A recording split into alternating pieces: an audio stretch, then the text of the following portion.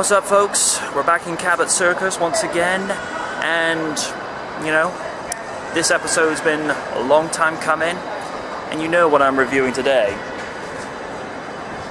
Not the very first movie. I'm only wearing this because, you know, it changes colour in the sun, yay. But because this is the fourth movie, 14 years in the making, although technically 18 years because a lot of us don't even acknowledge Jurassic Park 3. I mean, seriously, killing off T-Rex, not even midway into the movie, what's wrong with you? But, to the point at hand, it's 22 years since the accident on Isla Nublar, the first Jurassic Park, and it's actually now Jurassic World, fully functioning dinosaur theme park, has been for 10 years. And Chris Pratt is pretty much on the up at the moment with what he's doing in his movie career, and then you get Bryce Dallas Howard, and I haven't seen this girl act since Terminator 4 Salvation, which is a pile of crap, I'm not gonna lie. But, you know, Spielberg handpicked Colin Trevorrow out of a hat, and chose him because he thought he was the guy. And from what I've been hearing about this movie, it's well worth the money, and it's taken 108 million worldwide. Sounds promising. In about 2 hours, you'll know my opinion. Okay, I'm going to go into a little bit more in depth than what I would have done outside the pictures this afternoon. I'm going to get into the writing. I feel this is better than Jurassic Park 3 because there were bits and pieces of Jurassic Park 3 where you kind of felt like they didn't really give a reason as to how the Spinosaur came to be. Considering that it was supposedly on Isla Sorna in the 1997 movie, it's like, okay, it's there, so where was it during Jurassic Park 2? So there's little things like that, it kind of bothered me. This one, you get to have some kind of understanding as to what the Indominus Rex was. I mean, with the beginning where it starts, where you see the two eggs hatching, and I'm not going into spoiler territory, so yeah, if you don't want too many spoiler warnings, I suggest you click off this review and go on to something a little bit more spoiler-free. But if you want to know some plot details, just so you've got some idea of what I'm going into, then by all means check out this review. They didn't really... I mean, they say why they brought the I-Rex in, just to be able to spike attendance rates, which is not uncommon from how people do things in theme parks and zoos when something's dipping, where people are just not seeing something exciting. They shake the system up and do a little revision just to make it things a little bit more exciting and whatnot. And I think in some perspective, I think if dinosaurs had been resurrected and put on this earth in 93 for real, we'd look at a Triceratops in the same manner that we look at a rhinoceros or, a T-Rex to a lion. And it's almost in a very similar way in regards to the movies, because in 93, when the original movie came out, and even today, it holds up amazingly well. Writing, casting, special, and visual effects, because what some people need to keep in mind is visual effects are done in post-production.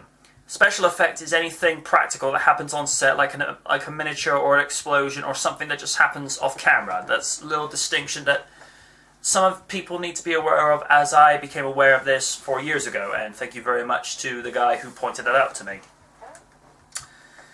And then you look at how well that movie was done, and this is just goes for any movie. It's very rare when a sequel either matches the quality of said original or outdoes it, and there aren't many that do that.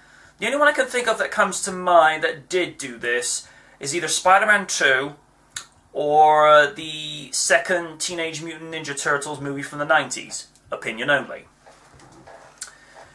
But I'm getting off on a tangent. You don't really get to see the I-Rex coming together species-wise, because it's meant to be a mixture of T-Rex, Velociraptor, scuttlefish, tree frog, and I think it's a mixture of Gigantosaurus as well, because this thing is colossal. I mean, it's bigger than the T-Rex, and T-Rex is one of the biggest carnivorous predators that ever walked the face of this earth. I'm still annoyed to this day that the T-Rex was emasculated in Jurassic Park 3. I could go off on a nerd rage tangent about that, but that's 2001, this is 2015, but yeah, if they ever remake Jurassic Park 3, which I wouldn't be against, no taking the T-Rex out. If you're going to do it, at least leave it to the final act or the middle of the movie, but, you know, something like 20 to 30 minutes in, what were you people thinking? I mean, really. They didn't really ever explain about using the velociraptors for a military application, to be like trained guard dogs or to be used as soldiers. Although, this is not the first time that I've heard of this story being applied to anything Jurassic Park-wise. One of the numerous things that were cancelled after they tried to make a sequel to Jurassic Park 3 some 10 years ago, because if you notice a pattern, before this movie, there was always a gap of 4 years in between each movie. 93, Jurassic Park 1, Lost World. In 97 and 2001, we got Jurassic Park 3. And one of the stories that they were thinking about doing was having soldiers that were a mixture of dinosaur and human DNA, and people were like, no. No. If that was a parody and a spoof and something comedic, then you can look at it in that context and think, okay, I can, you know, get the silliness and the tone of what it's trying to do. But considering Jurassic Park is probably 85% drama and serious and 15% humour, my opinion only, to try and do that in something that is considered as credible and as iconic as that franchise, it's just no. So that idea was canned, and those that remember reading the Jurassic Park graphic novels back in the day, or even the comic books that were published alongside the movie, there was a follow-up story that was entitled Aftermath, where you get Alan Grant and Ellie Sattler return to Isla Nublar, actually bringing the dinosaurs back into their enclosures, and instead of being a theme park, it was actually going to be a scientific research facility where they could actually do tests on the animals, which, you know, the animals are on the planet for the first time in tens of millions of years, and, you know, they want to, I mean, I can understand if they want to do things like, you know, herding, reproduction, cycles, whatnot, and eating habits, but to, you know, do like other kinds of tests on them that, you know, we don't even condone on animals alive today, I'd be like, ugh. And there's the one part of the story, and again, I appreciate I'm going off on a tangent, apologies, but it got to a point where the raptors were actually taken off the island along with Grant and Ellie to this one particular forest in Brazil, and this shady owner, from what I remember reading, because keep in mind it's been so many years since I've read that, I can remember fragments, images and whatnot. The raptors had like these very you know, computerized dog collars put on them, where the owner was actually training them to be their guard dogs. So it was similar in some aspect with this movie, but I noticed they didn't go the full 9 yards with it. It was a case of the raptors were used in some capacity in that way, but it was more like a sense of they were like the pointing device, rather than, you know, the soldiers just push a button and they control raptors by remote control, or they'd have to respond to specific commands, or the collars would, you know, force them to do it. That was the thing that just bugged me. I mean, and then the idea of trying to make, I mean, this is the thing I didn't like with Hoskins, played by Vincent D'Onofrio, who some of you may know as Kingpin in the Marvel Netflix series Daredevil, and I've seen 1 or 2 episodes, and I felt like the guy was being wasted here. He's one of the few acting choices that it didn't do too much for me. It's just the way he came in, and just his body language, his mannerisms. It's just like, oh, he's playing a generic money-grabbing douchebag jerk. It's like, yeah, I hope you get eaten. You know, I don't care about you. With Simon Masrani, you get the sense that he sees the grand prize of what he wants to do by having the Indominus Rex be a new attraction feature for the island, just so it can bring in more money and whatnot. But then when he sees this thing going on a killing spree, after cleverly getting out of its paddock, he kind of thinks, yeah, we don't want to do this. No. We need to detain this creature and get it out of harm's way before we see, you know, more death by dinosaur situation. In the history of Jurassic Park movies, there's a huge tally for that amount. In terms of casting, Chris Pratt as Owen Brady, you like the guy from start to finish. The guy has a little bit of bravado, is a little bit cocky and charismatic, but the guy is very confident. He knows what he's capable of as a raptor whisperer, trainer, raptor tamer, call the title what you will.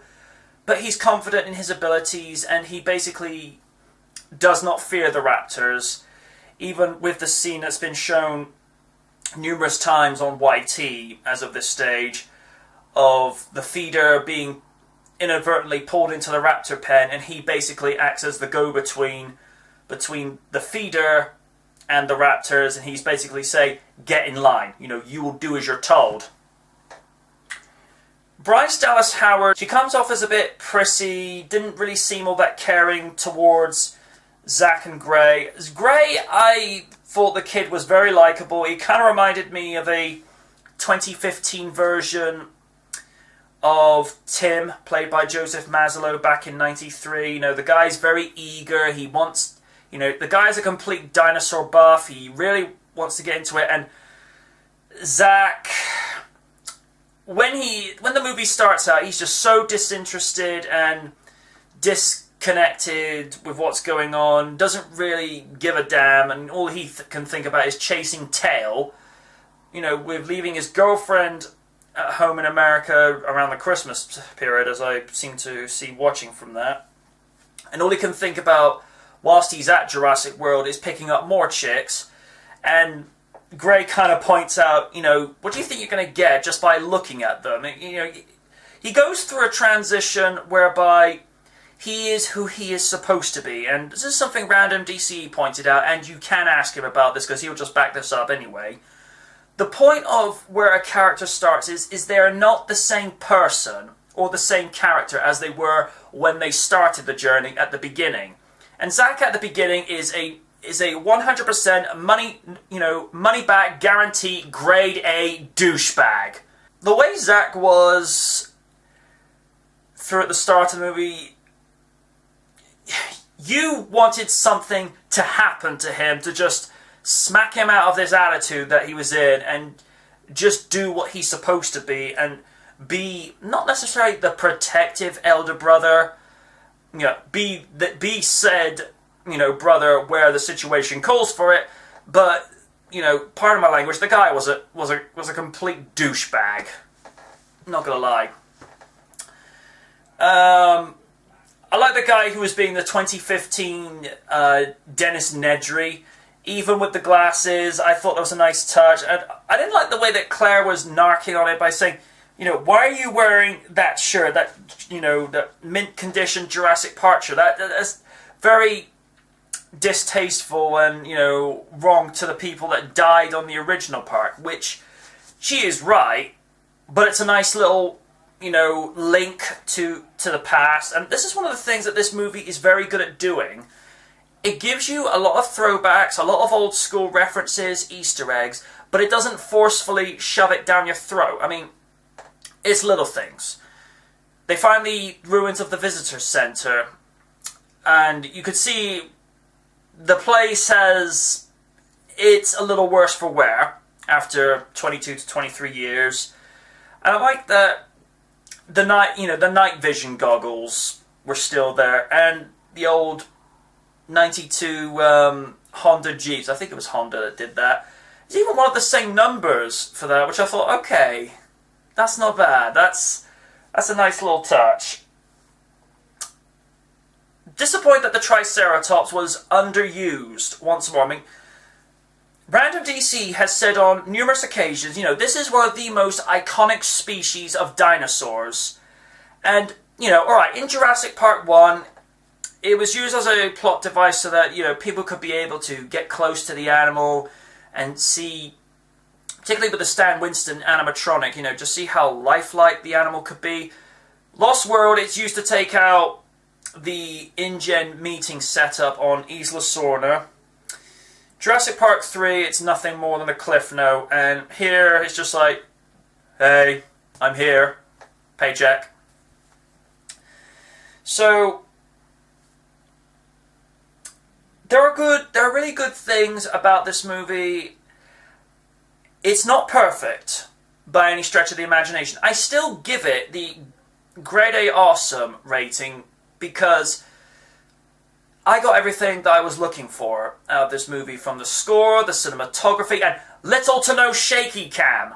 That is the one thing I'm really glad that movie makers are actually finally starting to pick up on, is we don't really want to be in a situation where we can't see what's going on. We want to actually see clearly what is actually going on in a scene, and I'm glad that they took that approach and not the usual Michael Bay format, because I've noticed he does tend to do that a little too much with his movies. A little bits and pieces. It kind of made sense that the I-Rex would be able to communicate with the Velociraptors, considering there is Velociraptor DNA within its code, and you kind of felt like it was a wasted effort to send the raptors out, because presumably they would just be to point out where the I-Rex was. They do most of the work, and then the InGen soldiers just come in and take over. Yet the thing has a little dino speak, for want of a better word, and the raptors understood her. Music, there were so many little references and throwbacks to the original John Williams score, and when you actually hear that score from where they go through the original Jurassic Park gates, and then the camera goes through the boys' hotel window looking out at the world, I don't normally like to say this, but them feels, harking back to the original so many years ago when I watched this. So many pleasant, wonderful memories from seeing the first one. It really does take you back to, a place in fiction and in cinema that not too many places go to anymore, which is a real shame. Now, let's talk about one little thing that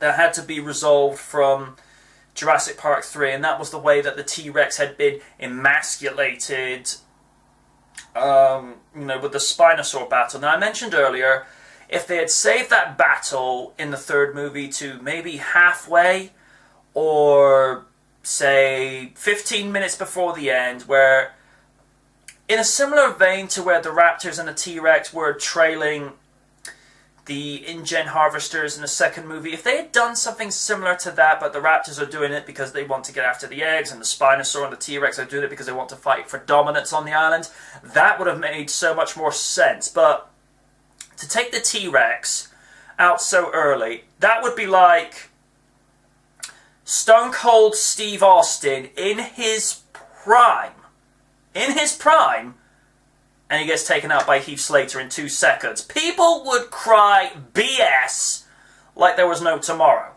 That is basically what I would equate that to. Opinion only. But when you get to such a point where the raptor approach has failed, the InGen soldiers have failed. Masrani taking the helicopter with the InGen soldiers just to try and take out the I-Rex from above, only to tragically fall into the aviary. You can sort of see in Claire's face where, even though the Raptors have, decided to do a face turn against the I-Rex, she's looking, thinking, we're outmatched. We only have one option, and what other option was there? And this is where she'd been such a so cold and so distant from her nephews at the start of the movie, and not really having so much compassion for the animals, or just actually seeing them as animals instead of just seeing them as an asset to what they were for the company, which there is true, because if you're running a theme park or a zoo, animals are an asset. They're the product of what people come to actually see at said destination. But she actually becomes a decent person at the end, and Bryce Dallas Howard is such a decent actress, and I'm glad that she, it's been such a distance from Terminator Salvation, which I would like to take one of those mind erasers from Men in Black and erase that memory from my head, because I don't know, it wasn't that great a movie. And seeing her in this after some 7 years, it's like, yeah, you're actually quite likable in this. I mean, yeah, you start out as a douchebagette. That sounds like a Brett. All right, a female douchebag to start off, but she becomes very likable. She starts seeing that maybe I should be more concerned with what's actually going on with my family, rather than what's going on at the office. And I know I'm going off on a tangent again, my bad. But it's like, we've got one trump card left, just one. And to see the paddock doors open up, and out of the darkness, you just see those piercing yellow eyes of possibly one of movies' greatest on-screen icons, makes a return to actually say, I'm going to take back my yard. You guys screwed me over in the third movie, although that wasn't the same T-Rex, but my point stands. The T-Rex needed to reclaim dominance, and she lures Rexy, yes, that's what her name is in this flick, and she sees the I-Rex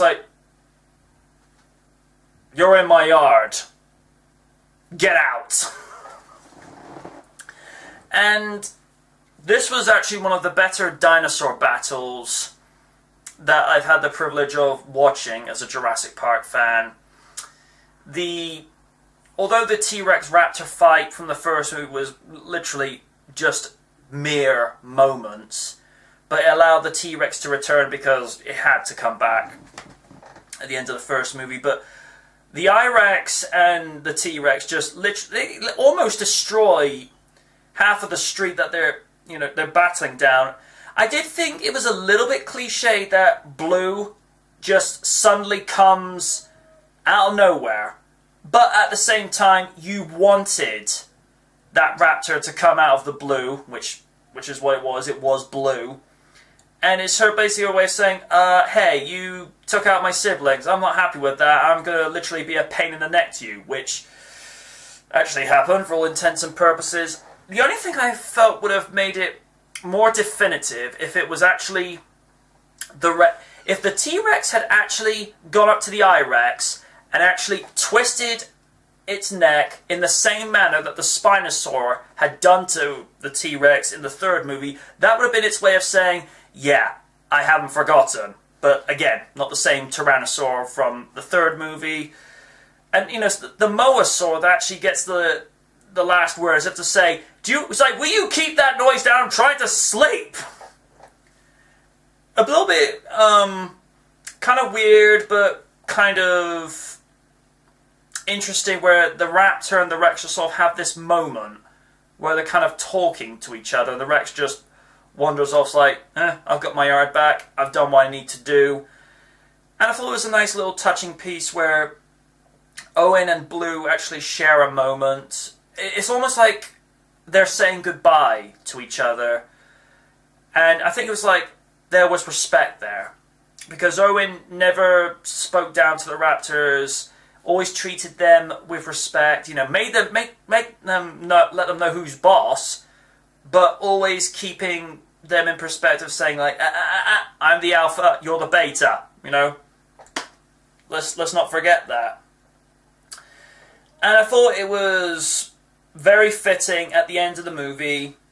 Rexy goes to the top of the helipad, overlooking her yard, and it was basically her way of saying, I'm back in charge, this is how it should be. In a very similar way to how the movie ended from the first movie, where, she roared, brought the house down, and it's the same thing here. What they will go into for a sequel to this, which they can't really call Jurassic 5, because there's already a rap group by that name. But if statistics are anything to go by, considering they've taken in, I think it was something like $511 million in June, which is impressive, considering the original movie broke box office records back in '93. I will be intrigued to see where they can go with a sequel to this, because everything was self-contained.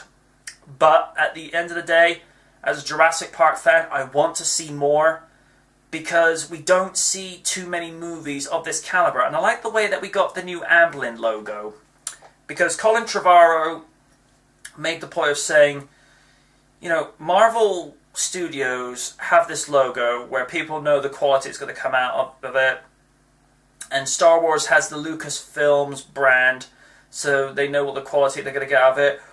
Why not give Jurassic Park the same thing by giving it an Amblin movie? Because when you think about Amblin movies like E.T., the Back to the Future series, and Jurassic Park, you're going to get quality, value for money, and rewatch value. Not so much Jurassic Park 3, that's guilty pleasure at best, but if this is a sign of things to come, then I'm glad that we all went back to the park, and I got my money's worth and then some, and after 14 years, Universal got it right. They made a Jurassic Park movie where I could say, all is forgiven. Grade A awesome is what I gave the movie, and that is still what the movie is getting.